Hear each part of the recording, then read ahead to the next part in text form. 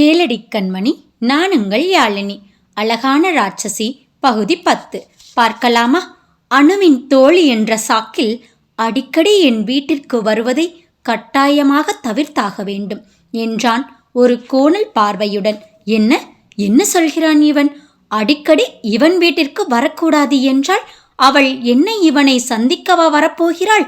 பெரிய மகா மன்மதன், பேச்சையும் பார்வையையும் பார் கிராகதன் என்று எண்ணியவள் அவனை நிமிர்ந்து நோக்கி, ஆனந்தி விஷயத்தில் எங்களுக்கு சாதகமாக நடந்து கொண்டீர்கள் என்ற ஒரே காரணத்திற்காகத்தான் உங்களிடம் இவ்வளவு மரியாதையாக பேசுகிறேன் என்றவள் முடிக்கும் முன், மரியாதையாக நீ என்றவன் தொடர்ந்து, இல்லாத சேட்டையெல்லாம் செய்துவிட்டு பேச்சை பார் என்றவனை முறைத்தபடியே நடந்தவள் கழுத்தடுக்கி தடுமாறி கீழே விழப்பார்க்க, ஏய் என்றபடி அவள் கை பற்றி நிறுத்தியவன், பார்த்து நடக்க தெரியாதா என்று கடிந்து கொண்டான்.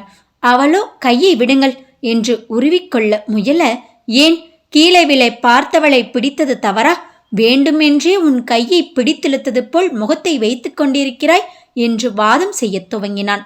அவன் இன்னும் பற்றிய கையை விடாததைக் கண்டு, தவறில்லைதான், கையை விடுங்கள் ஷியாம் என்று கெஞ்சியபடியே கண்ணை மறைத்த கூந்தலை ஒதுக்கியவளின் முகத்தை வெகு அருகில் கண்ட ஷியாம் கொஞ்சம் தடுமாறித்தான் போனான். நேர்த்தியாக திருத்தப்பட்ட புருவங்களுடன் மையிடப்பட்டிருந்த அந்த கண்களுக்கு காந்த சக்தி இருப்பதாகவே தோன்றியது அவனுக்கு. இடது புருவத்தின் ஓரத்தில் கடுகளவில் வாகாக அமர்ந்திருந்த அந்த அழகு மச்சத்தை தொட எத்தனித்து கைகளை உயர்த்தியவனை ஷியாம் என்ற சுஜியின் குரல் நடப்பிற்கு கொண்டுவர அவசரமாக அவளை விளக்கினான். அவள் முகம் பார்க்காமல் திரும்பி நின்று, சொன்னதெல்லாம் நினைவிருக்கட்டும் என்றபடி காருக்கு சென்று கதவை சாத்தினான். இவனுக்காகவே ஊரில் இருக்கும் பெண்கள் அனைவரும் ஏங்கிக் கொண்டிருப்பதைப் போல் இந்த சின்னப்பா அடங்கவே மாட்டான் போலும். இவனாயிற்று, இவன் குடும்பமாயிற்று, எப்படியோ ஒளியட்டும் என்று புலம்பியபடி அலுவலகத்திற்கு சென்றாள் சுஜி. சுஜியும் ஷியாமும் பேசிக் கொண்டிருப்பதைக் கண்டுவிட்ட ஸ்ரீதரின் நண்பன் ஒருவன் அவசரமாக அவனுக்கு போன் செய்து தெரிவிக்க, அடுத்த அரை மணி நேரத்தில் நண்பனின் முன்பு அமர்ந்திருந்தான் ஸ்ரீதர். என்னடா சொல்கிறாய்? என் அண்ணன் சுஜிப்ரியாவை சந்தித்தானா என்று ஆச்சரியமாக வினவ, ஆமாம்டா, அவள் கம்பெனியில்தானே நானும் வேலை பார்க்கிறேன். மதிய சாப்பாட்டுக்கு வெளியே வந்தபோதுதான் அவர்கள் இருவரும் பேசிக் கொண்டிருந்ததை பார்த்தேன். ஆனால் உன் அண்ணன் அவளிடம் கோபமாக பேசியதைப் போல் தோன்றியது என கூற, கோபமாக பேசினானோ பாசமாக பேசினானோ எனக்கு அது தேவையில்லாத ஒன்று மச்சி. நீ எனக்கு ஒரு உதவி செய்தாக வேண்டும். இனி அவர்கள் இருவரை எங்கே பார்க்க நேர்ந்தாலும் யோசிக்காமல் உன் செல்லில் போட்டோ எடுத்துவிடு, மறக்காதே. அவர்கள் இருவரையும் பழிவாங்க இதுதான் நல்ல வாய்ப்பு, விட்டுவிடக்கூடாது. இன்னும் 10 நாளில் அவன் என்னை நாடு கடத்தி விடுவான்.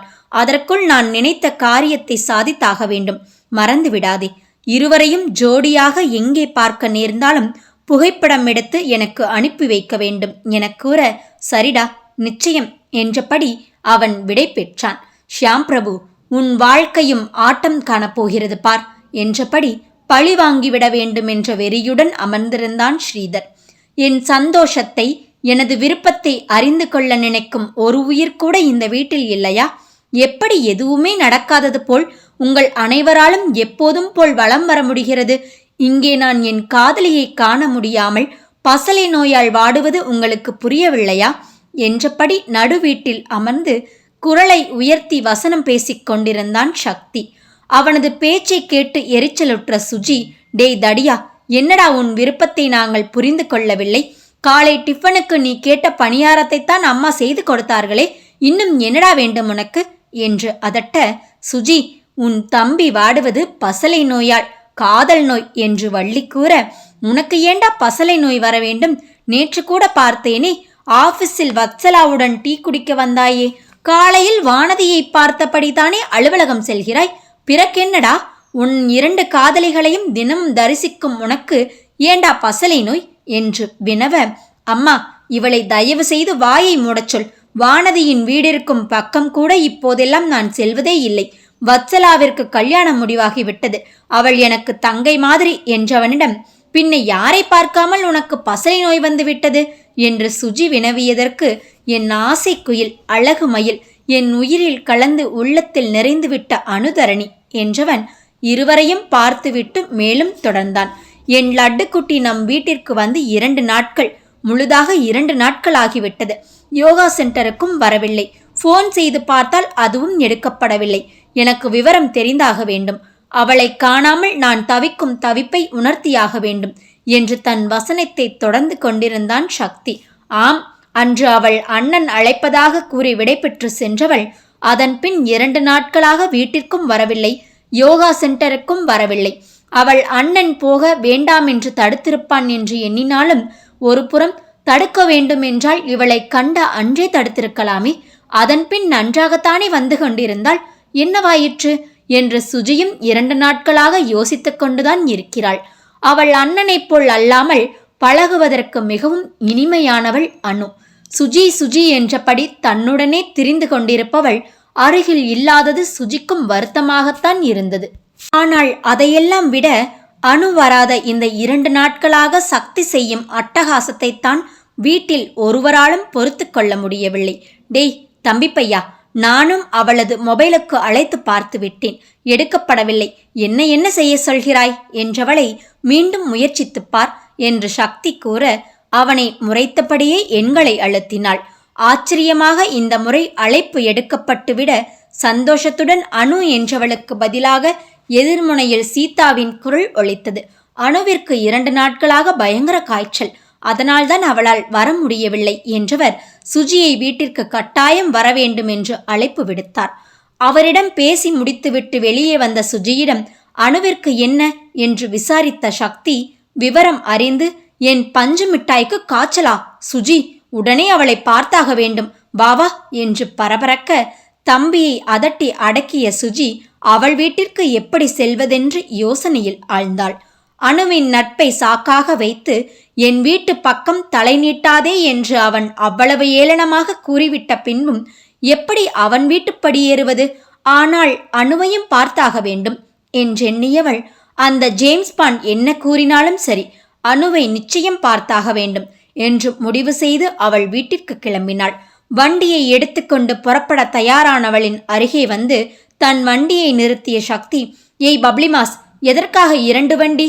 வா, என் வண்டியிலேயே செல்லலாம் என கூற, அடை, அவள் அண்ணன் மல்யுத்த வீரன் ஷியாம் பிரபு என்னையே கழுத்தை பிடித்து வெளியே துரத்தி விடுவானோ என்கிற பீதியுடன் நான் சென்று கொண்டிருக்கிறேன்.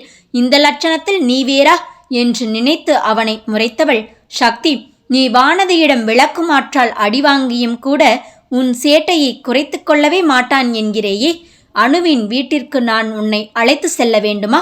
அவள் குணமாகி வந்த பின் பார்த்துக்கொள், இப்போது வழியை விடு என்று கூற, சரி என்று தொங்கிய முகத்துடன் வீட்டிற்குள் நுழைந்தவன் மீண்டும் தமக்கையிடம் வந்து, சுஜி, இதையேனும் அவளிடம் கொடுத்துவிடு என கூறி ஒரு பூங்கொத்தை நீட்டினான். சிரித்தபடி, சரிடா, கொடுத்து விடுகிறேன் என கூறி புறப்பட்டாள்.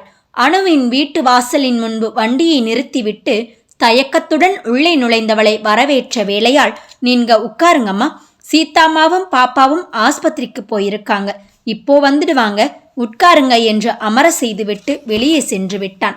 நல்ல வேளை அந்த அலெக்சாண்டர் இல்லை என்று நிம்மதி பெருமூச்சை வெளியேற்றியவள் டீபாயின் மீது கிடந்த புத்தகத்தை எடுத்து புரட்டத் துவங்கினாள். எவ்வளவு நேரம் அமர்ந்திருந்தாலோ திடீரென காலடி ஓசை கேட்டு அணுவாக இருக்குமோ என்றபடி நிமிர்ந்தவள் எதிரே வந்தவனைக் கண்டு திகைப்புற்றாள். என்ன கூறி அவமானப்படுத்தப் போகிறானோ என்று அவள் அசைவற்று அமர்ந்திருக்க, தனது வழக்கமான வேக நடையுடன் உள்ளே நுழைந்த ஷியாம் அவள் ஒருத்தி அங்கு அமர்ந்திருப்பதைக் கண்டு கொள்ளாமல் அவளுக்கு எதிரே இருந்த சோபாவில் அமர்ந்து சட்டை காலர் பட்டனை கலட்டி தலைமுடியை பின்னுக்கு கோதி பெருமூச்செறிந்தபடியே கண்மூடிச் சாய்ந்தான்.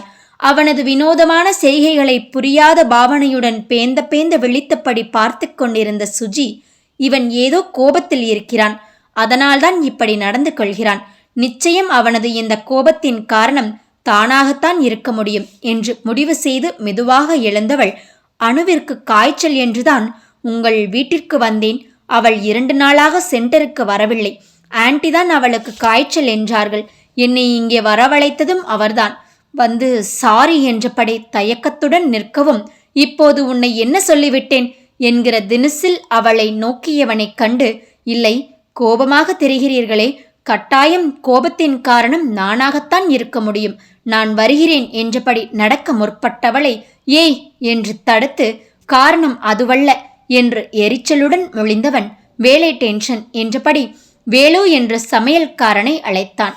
உள்ளே இருந்து எந்த பதிலும் வராததைக் கண்டு மறுபடியும் குரல் கொடுக்க முற்பட்டவனை தடுத்து, அவசரமாக வேலு அண்ணா வெளியே சென்று விட்டார் என்று கூறினாள் சுஜி. அவளது பதிலைக் கண்டு ஓ என்றவன் தொடர்ந்து, உன்னால் முடிந்தால் ஒரு உதவி செய்கிறாயா என கேட்க, என்ன என்பது போல் நிமிர்ந்து பார்த்தவளிடம், பயங்கரமான தலைவலி, ஒரு கப் காஃபி போட்டு தருகிறாயா என்று வினவினான். ஆச்சரியமாக அவனை விழிவிரித்து நோக்கிய சுஜி, இவன் என்ன மாதிரி மனிதன்? என் வீட்டிற்குள் அனாவசியமாக நுழையாதே எனக் கூறி அன்று அவமானப்படுத்தியதென்ன? இன்று காஃபி போட்டு தருகிறாயா என்று வக்கனையாக கேட்பதென்ன என்று யோசித்தபடி அவள் அசைவற்று அமர்ந்திருக்க, அவனோ தொடர்ந்து, முடியாதென்றால் வேண்டாம், பரவாயில்லை எனக் கூறினான். அவனை நன்றாக முறைத்தவாறு நிமிர்ந்தவள், உங்கள் வீட்டில் எலி மருந்து பூச்சி மருந்து ஏதேனும் எங்கே இருக்கிறது என்று தெரியுமா என்று கேட்டாள். எதற்கு என்றவனிடம், காஃபியில் கலந்து உங்களுக்கு கொடுத்து விடத்தான் எனக் கூறிவிட்டு அவனது பதிலுக்கு காத்திராமல் கிச்சனுக்குள் நுழைந்தாள். காஃபியுடன் அவன் அருகே வந்தவள் கண்மூடி சாய்ந்திருந்தவனை நோக்க, செதுக்கினாற் போன்ற நாசியுடனும் அலையலையான கேசத்துடனும் கம்பீரமாக காணப்பட்டவனை இது நாள் வரை எல்லாது புதுவிதமாக பார்த்தாள். சட்டென சுதாரித்து காஃபி என்றாள். எலிமருந்து போடலையே என்றபடியே காஃபியை பருகி முடித்தவன், சுமாராக உள்ளது எனக் கூறி கப்பை அவள் புறம் நகர்த்தியவனை அவள் கோபத்துடன் முறைக்க, அவனும் சற்று சலிக்காமல் அவளையே நோக்கினான். இதற்கெல்லாம் நிச்சயம் ஒரு நாள் அனுபவிப்பீர்கள். எனக்கு மட்டும் வாய்ப்பு கிடைத்தால் உங்கள் தலையில் அம்மிக்கல்லை போட்டேனும் கொன்று விடுவேன் என்று ஆத்திரமாக கூறவும் பக்கென்று சிரித்துவிட்டான் அவன். அப்படியொரு வாய்ப்பு அமையும் போது அம்மிக்கல்லை போட்டு கொள்ளலாம். காஃபிக்கு நன்றி சுஜு என்றபடி எழுந்து சென்று விட்டான் அவன். சிரிப்பை பார், பெரிய புன்னகை மன்னன். ஒரு பெண்ணிடம் எப்படி நடந்து கொள்ள வேண்டுமென்றே தெரியவில்லை. இவனெல்லாம் பிசினஸ்மேன்.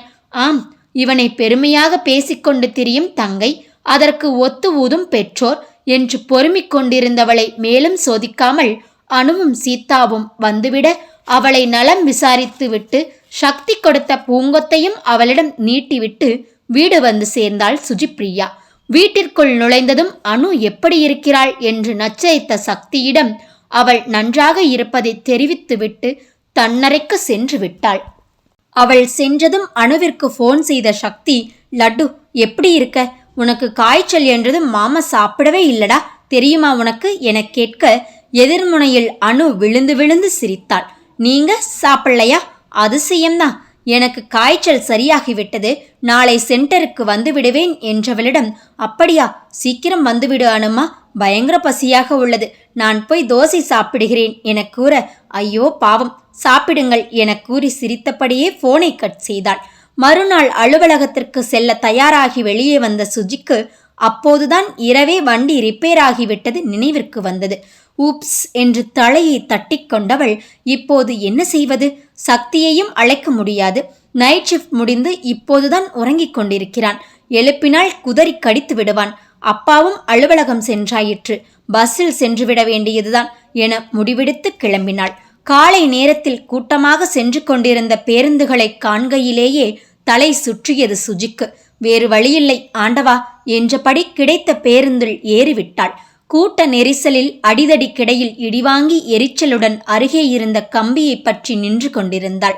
பேருந்து நகரத் தொடங்கிய பின்புதான் சுஜியினால் சீராக மூச்சுவிட முடிந்தது.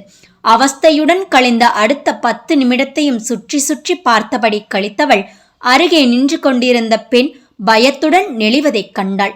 என்னவாயிற்று இவளுக்கு? ஏன் இப்படி அவஸ்தைப்படுகிறாள் என்று நினைத்து திரும்பி பார்க்க, அங்கே எவனோ ஒரு காவாளி அந்த பெண்ணிடம் சில்மிஷம் செய்தபடி கோணல் சிரிப்புடன் நின்று கொண்டிருந்தான். பொறுக்கி, ஊர் மேய்வதற்கென்றே திரிகிற காவாளி நாய்கள், அக்கா தங்கச்சிகளை கூட உரச கூசாத தெருநாய்கள். கோபத்துடன் அவனை முறைத்துவிட்டு அந்த பெண்ணை தன்னருகே நிறுத்தி கொண்டாள்.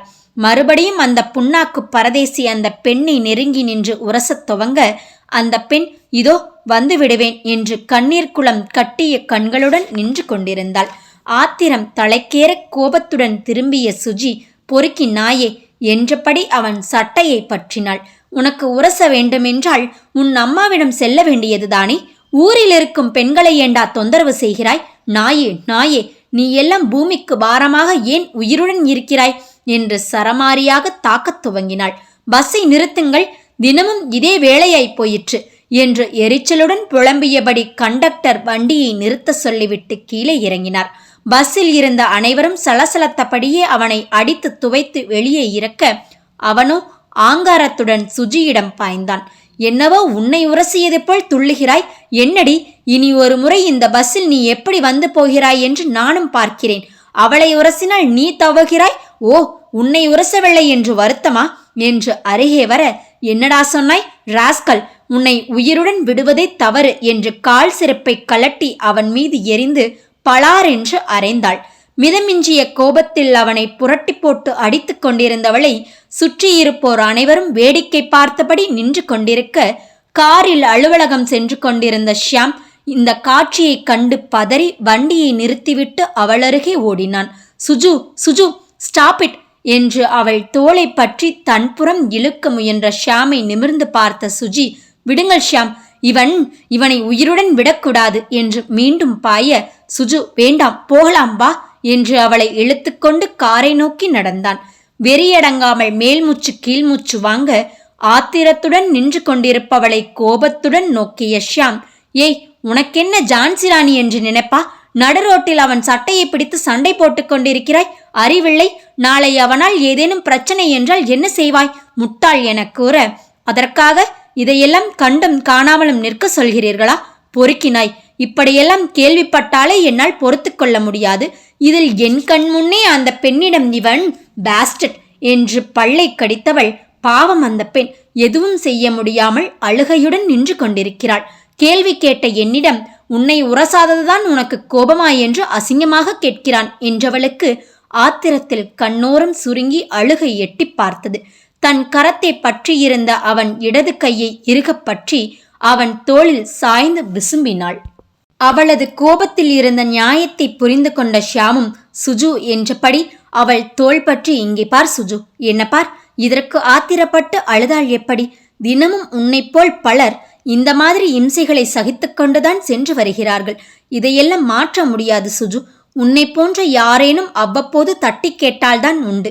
அழாதே என்று சமாதானப்படுத்த, என்று முனகியபடியே அவன் தோளில் முகத்தை அழுத்தி கண்ணீரை துடைத்தவள் சட்டென தோன்றிய உணர்வுடன் அவனை விட்டு விலகினாள்.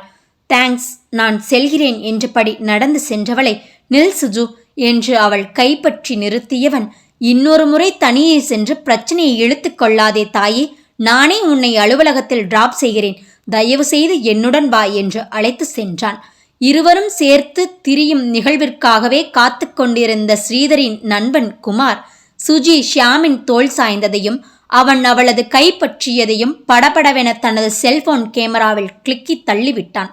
எடுத்த போட்டோக்கள் அனைத்தையும் உடனடியாக தன் நண்பனுக்கு அனுப்பி வைத்தான். தன் செல்லுக்கு வந்து சேர்ந்த புகைப்படங்களை கண்ட ஸ்ரீதருக்கு மகிழ்ச்சி பொங்கியது. இதை வைத்தே ஒரு நாடகம் நடத்துகிறேன் என்று கருவிக்கொண்டான். விதி என்ன செய்ய காத்திருக்கிறதோ நாளை பார்க்கலாமா? கதை தொடரும்.